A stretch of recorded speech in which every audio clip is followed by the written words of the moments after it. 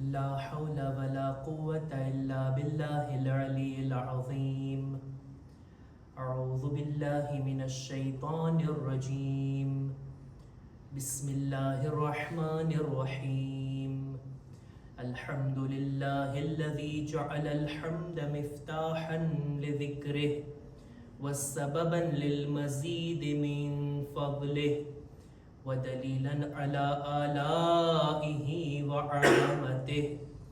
ثم الصلاة والسلام والتحية والإكرام على خير خلقه وأفضل بريته حافظ سره ومبلغ رسالاته الذي سمي في السماء بأحمد وفي الأرض بأبي القاسم محمد.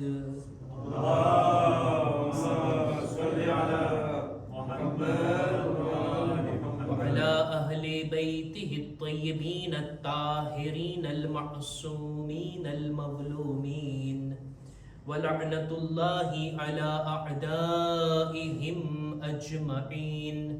أما بعد فقد قال الله سبحانه وتعالى في كتابه الكريم: بسم الله الرحمن الرحيم. وكلا نقص عليك من أنباء الرسل ما نثبت به فؤادك وجاءك في هذه الحق وموعظة وذكرى للمؤمنين. सलवात पर मोहम्मद वाले मोहम्मद. اللهم صل على محمد وآل محمد. માહે અઝા, માહે મુહર્રમ અને આશુરા બાદ આ પહેલી શબે જુમા છે. આપણે બધા ઇમામે હુસૈન અલૈહિસ્સલામના અઝાદાર અને એમના સોગવાર છીએ. ઇસ્લામી વર્ષના પહેલા 2 મહિના મુહર્રમ અને સફર આપણે ગમમાં ઇમામે હુસૈનનો સોગ મનાવવામાં, એમની યાદ મનાવવામાં પસાર કરતા હોઈએ છીએ.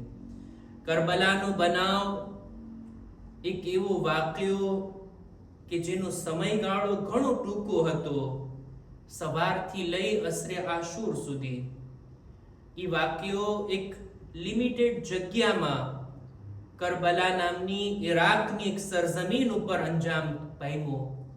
પણ આ વાક્યો આખા ઇતિહાસમાં એટલો ફેલાય છે કે 1400 વર્ષ બાદ પણ હજી એની યાદ તાજી છે. આ વાક્યો એક કરબલા નામની સરઝમીન પર બન્યો હતો, પણ આજે દુનિયાની તમામ સરઝમીનો ઉપર કરબલાની યાદ મનાવવામાં આવી રહી છે. આજના આ યુગની અંદર આપણે જોઈએ કે દુનિયાનું કોઈ એવું મોટું સિટી નહીં હોય કે જ્યાં અઝાદારી ન થતી હોય, ઇમામની યાદ ન મનાવાતી હોય. આપણે પણ ઇમામ હુસૈનની અઝાદારી કરવામાં, ઇમામનો ગમ મનાવવામાં મશગુલ છીએ.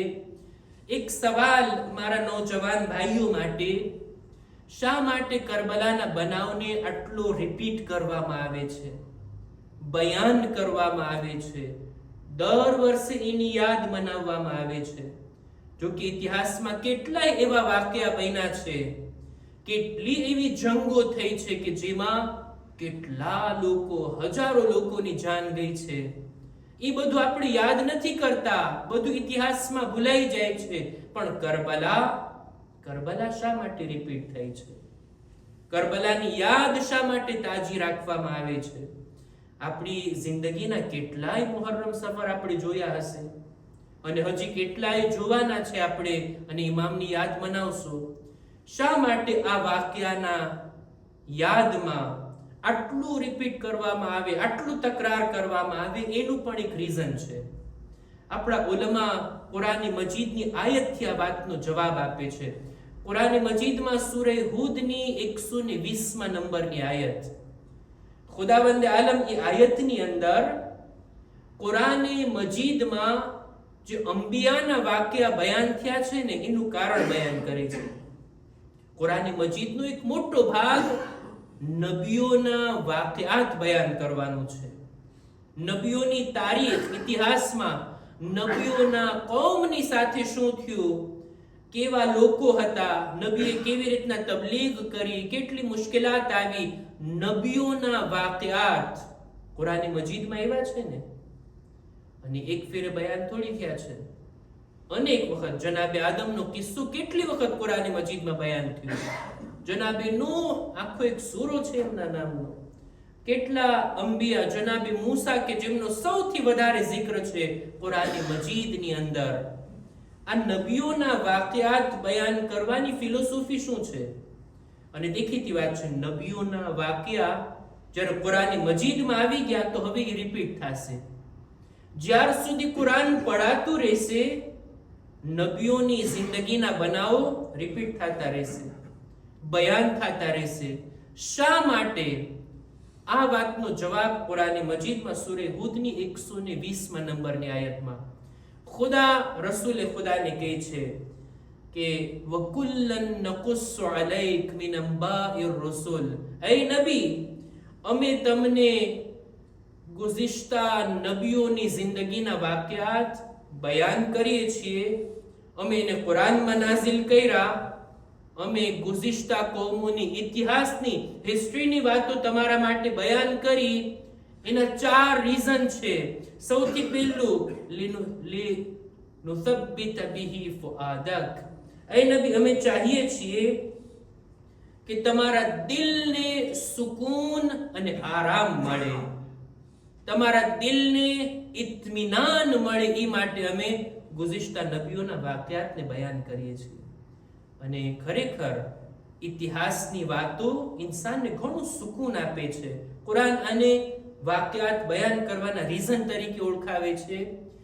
ખુદા જ્યારે જનાબે નૂહ નબીની તબલીગનો કિસ્સો સંભળાવે કે એ નબી, જનાબે નૂહે 950 વર્ષ કૌમની અંદર તબલીગ કરી અને અંતમાં રિઝલ્ટ શું આવ્યું? બહુ ઓછા લોકો ઈમાન લાવ્યા. નબીએ બદદુઆ કરીને કૌમ હલાક થઈ ગઈ.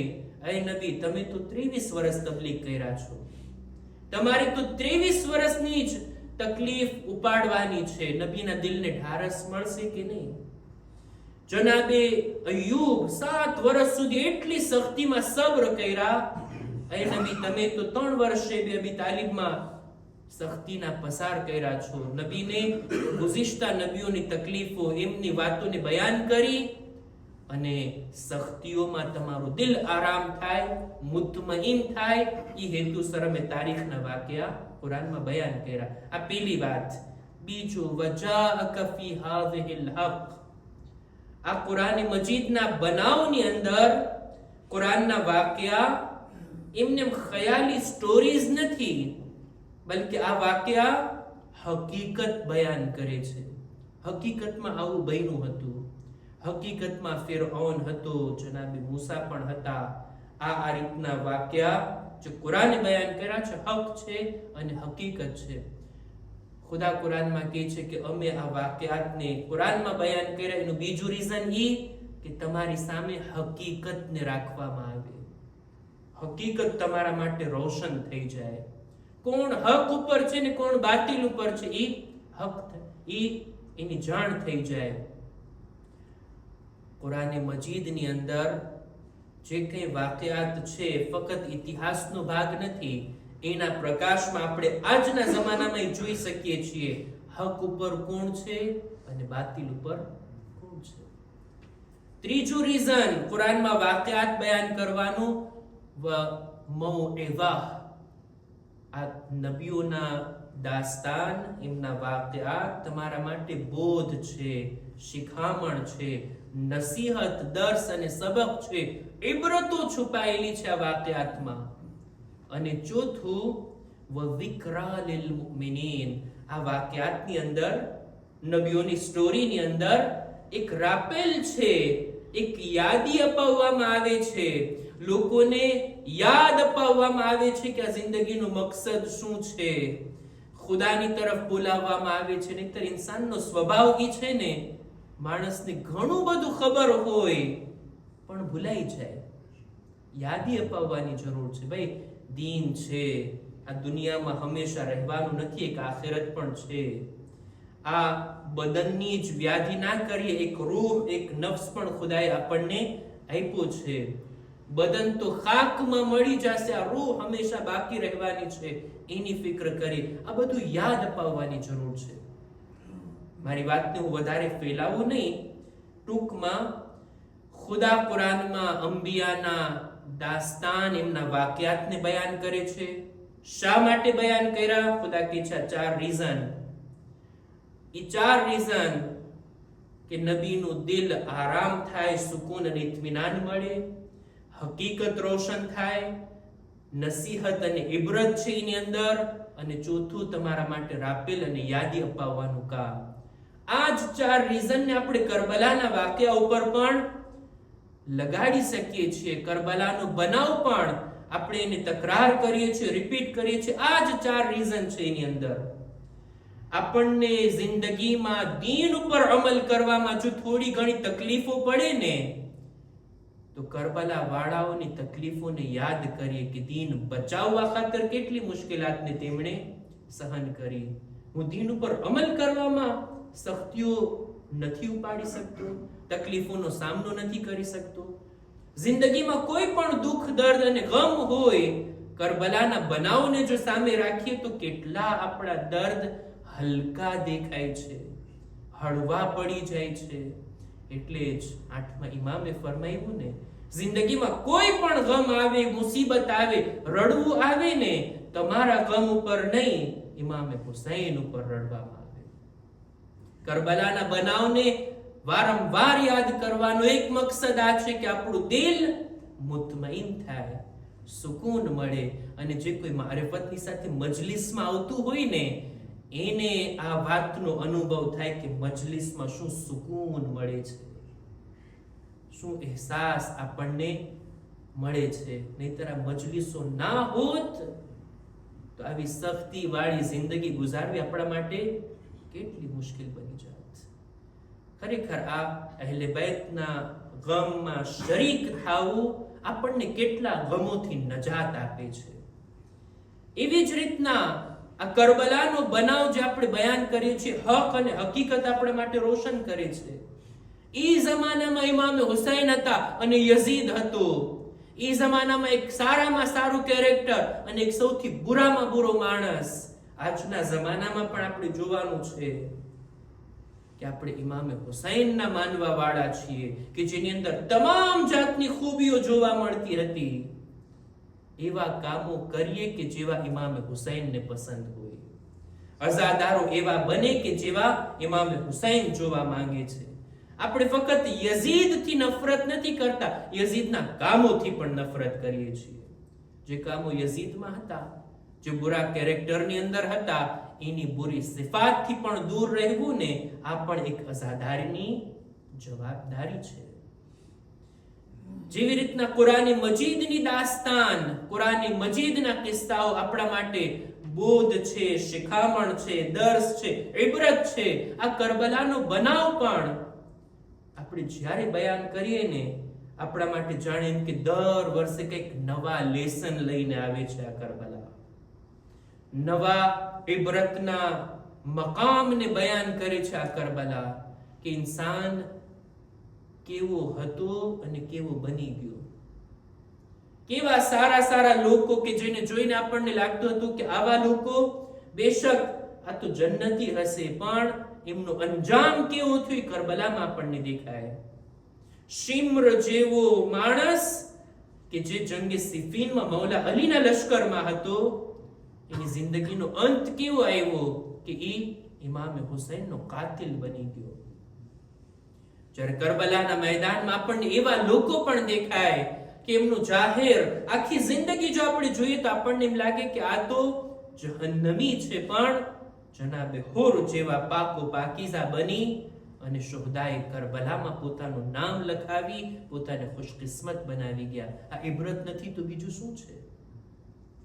કરબલાના શુહદાની જિંદગીને જ્યારે જોવામાં આવે, આ વર્ષના અશરે મજાલિસની અંદર અમુક વાતોને મેં બયાન કરી કે જે લોકો માટે નવી હતી કે ખરેખર શુહદાએ કરબલા આ રીતના એમની ફઝીલતો જેટલી છે એ તો સાંભળ્યા હતા, પણ એની જિંદગીના બારામાં, એમના નામોના બારામાં, એ લોકો ક્યાંથી આવ્યા હતા, કયા કબીલાના હતા, આપણે શોહદાએ કરબલા એમનો જિક્ર મસાઈબમાં સાંભળ્યા છે ને.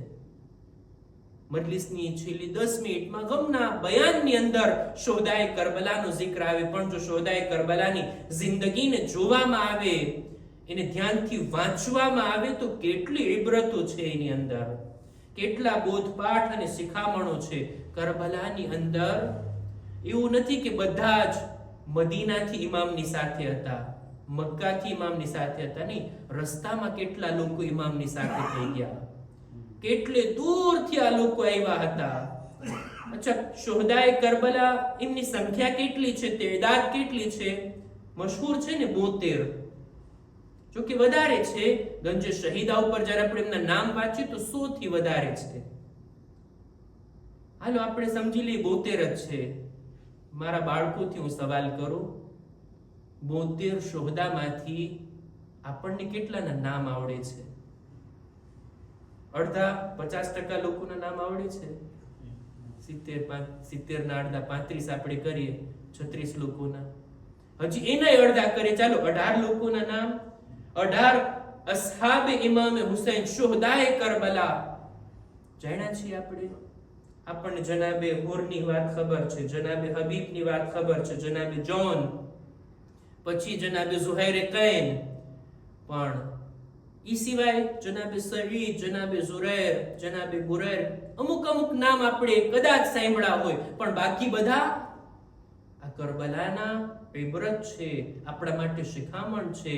ઈ પણ આપણા જ જેવા ગૈર માસૂમ લોકો હતા, પણ પોતાને કેટલા બુલંદ કર્યા કે ઇમામના સાથીઓમાં એમનો શુમાર. આ ઇબરત નથી તો બીજું શું છે? ખરેખર શોહદાએ કરબલા વિશે જેટલું વિચારવામાં આવે કે કેવી હસ્તીઓ હતા, અલગ અલગ વાતો ધ્યાનમાં આવી હતી અને મેં બયાન કરી. શાયદ અહીંયા પણ આપણે વાતોની અંદર મજલિસોમાં લઈ આવશું કે કેવી ઇબરતનો મકામ છે કરબલાનું મેદાન. 2 સગા ભાઈ, અલી ઇબ્ન કરઝા, ઉમર ઇબ્ન કરઝા. એક ભાઈ ઇમામે હુસૈનના લશ્કરમાં છે ને બીજો ભાઈ ઉમર સાદના લશ્કરમાં. સગા ભાઈઓ છે. એવા લોકો પણ છે કરબલાના મેદાનમાં કે જેઓ કૂફાથી આવ્યા હતા, જેઓ બસરાથી આવ્યા હતા. એવા લોકો છે કે જેમને ઇમામે પોતાની સાથે બોલાવ્યા, પણ તેઓ બહાના કાઢી અને ઇમામનો સાથ ન આપ્યા. એવા લોકો છે કે જો આશુરાના ઇમામને સદાએ ઇસ્તિગાસા સાંભળીને આવ્યા છે આ બાજુ. ફક્ત જનાબે હુર નથી આવ્યા, 30 જેટલા લોકો સામેના લશ્કરથી તૌબા કરીને આ બાજુ આવ્યા છે અને પોતાને શોહદાએ કરબલામાં શામિલ કરાવી દીધા. આ ઇબરત નથી તો બીજું શું છે? વઝિક્રા લિલ મુમિનીન. કુરાન મજીદમાં ખુદા કહે છે કે આ અંબિયાની સ્ટોરીઝ જે મેં બયાન કરી છે કુરાનમાં, એની અંદર તમારા માટે એક રાપેલ, એક યાદાવરી, એક યાદ અપાવવું છે. ક્યારેક ઇન્સાનને ભૂલાઈ જાય, દિલો દિમાગમાંથી અમુક વાતો નીકળી જાય, એને વારંવાર યાદ કરાવવાની જરૂર છે, રિપીટ કરવાની જરૂર છે. એટલે જ ક્યારેય પણ મજલિસમાં એમ સમજીને ના આવવું કે આ તો વાત સાંભળેલી છે આપણે, આ હદીસ તો મેં પહેલા સાંભળી અત્યારે યાદ આવી, ત્યારે અમલ કર્યો હશે, અત્યારે પણ પાછો અમલ કરવાનો છે. ઈ માટે તો યાદ અપાવવામાં આવે છે. ઈ જ નમાઝનું બયાન, ઈ જ મજલિસની અંદર આવવાની વાત, ઈ જ મસ્જિદે આવવાની વાત, ઈ જ નમાઝે જમાત. હા, આ બધું યાદ અપાવવાની જરૂર છે. ખુદાએ પણ કુરાન મજીદમાં અંબિયાના કિસ્સાઓને વારંવાર બયાન કરીને આપણને યાદ અપાવ્યું છે. એ ઇન્સાન, તું દારે ગફલતમાં છો, આ ગફલતની દુનિયાની અંદર તું છો. દુનિયાના કામો, દુનિયાની ચમક, દુનિયાની ખૂબસૂરતી અને દુનિયાની મજા તને ખુદા, રસૂલ, દીન, ઇમામ, કુરાન, મસ્જિદ, નમાઝ આ બધાથી ગાફિલ કરી દે છે. વારંવાર યાદ અપાવવાની જરૂર છે. આ કરબલાનું zikr આપણે વારંવાર કરીએ છીએ. શા માટે? આપણને દીની કામો, દીનદારીની યાદ તાજી થતી રહે. જે લોકો મજલિસમાં આવતા હોય ને એમની દીનદારીને જોઈ લો, અને જેઓ મજલિસમાં આવવાનું બંધ કરી દીધા, મજલિસથી દૂર છે, એ લોકોની દીનદારી તમે સરખામણી કરી શકો છો. મજલિસમાં આવનારા બાળકો, એમનું ફ્યુચર અને ભવિષ્ય કેવું બનશે, અને જે બાળપણથી જ મસ્જિદે આવવાની, મજલિસમાં આવવાની જેને આદત નથી, મોટા થઈને શું થશે ખુદાને ખબર. અને એટલે જ બે વાતો ઉપર મારા નૌજવાન ભાઈઓને અને આપ વડીલો થકી આપની ઔલાદને હું આ પૈગામ આપવા માંગુ છું કે બે કામોથી હંમેશા વળગીને રહીએ, એના દામનને હાથમાંથી ના છોડીએ.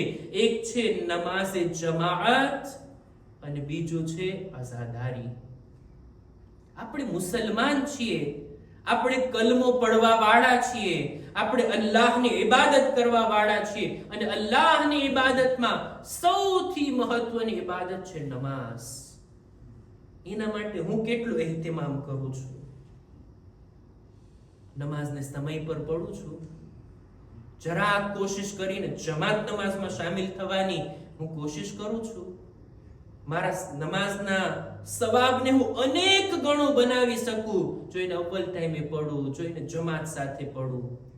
પણ જો નમાઝથી ગફલત હોય, આ નમાઝ ઈ છે જેના માટે કુરાન મજીદનું એલાન છે, ઇન્ન સલાત તન્હા અનિલ ફહશાઈ વલ મુનકર.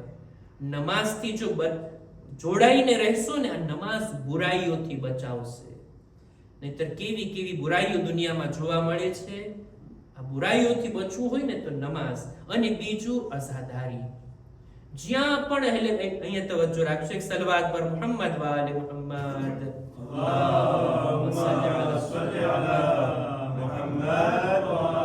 એક છે નમાઝ અને બીજું છે અઝાદારી.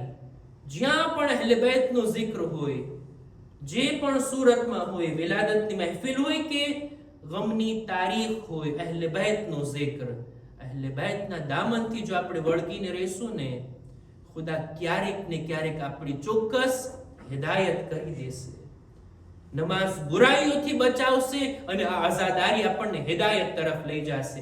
આ ઇન્સાન તો છે કામયાબ. આ ઇન્સાન તો છે જેની દુનિયા પણ બહેતર અને આખિરત પણ બહેતર. હું મારી વાતને અહીંયા જ અટકાવું છું. કુરાન મજીદની આયતથી આપણે જોયા કે કરબલાના બનાવને રિપીટ કરવા, તકરાર કરવા, વારંવાર બયાન કરવાના રીઝન છે, એની ફિલોસોફી છે, એની હિકમતો છે કે જેને સમજીને આપણે અમલ કરીએ અને કરબલાની યાદને દિલો જાનથી મનાવીએ.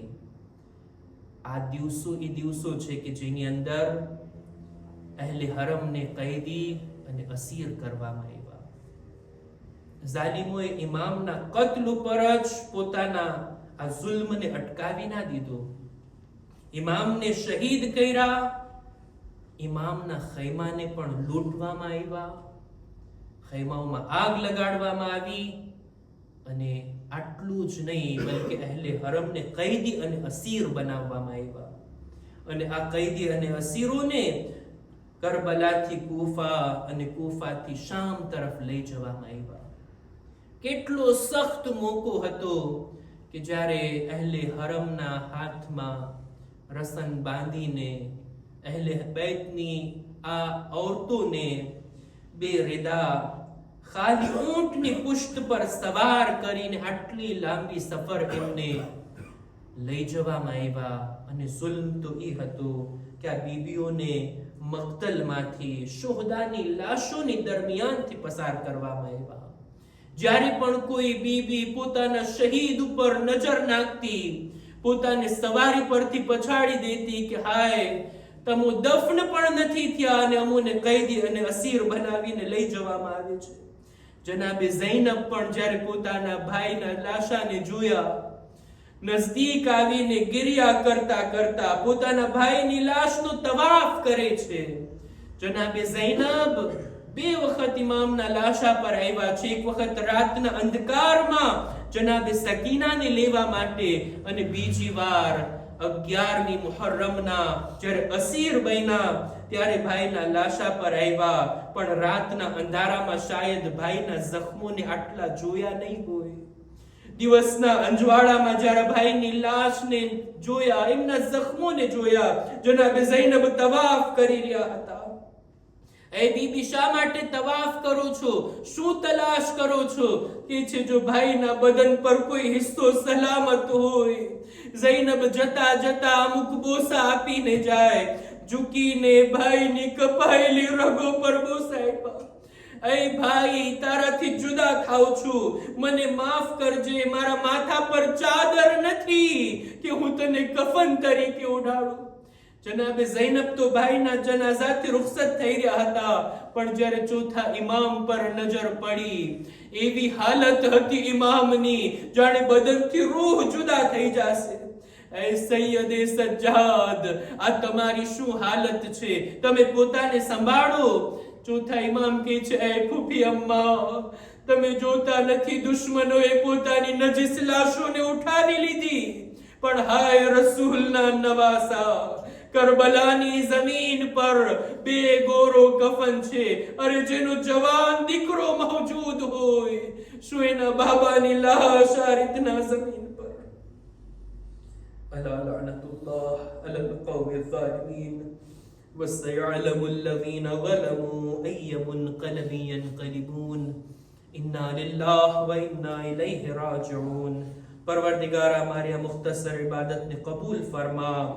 खुदाया हमारा माँ बाप ना गुनाहों ने माफ कर. खुदाया शबे जुमा छे हमारा मरहुमीन ની મગફિરત ફરમાવ. પરવરદિગારા हमारी औलाद ने नेक तौफीक अता कर. परवरदिगारा दुनियाમાં ઇમામ હુસૈનની ઝિયારત, આખિરતમાં એમની શફાઅત નસીબ કર. પરવરદિગારા દુનિયામાં તમામ અઝાદારાને હુસૈન, તમામ ઝાહિર હુસૈન, તમામ ઝાકિર હુસૈનની જાન, માલ, ઇઝ્ઝત, આબરૂની હિફાઝત ફરમા. ઝમાનાના ઇમામના ઝુહૂરમાં તાજીલ ફરમા. અમારો શુમાર એમના સાથીઓમાં કર. ربنا تقبل منا إنك أنت السميع العليم.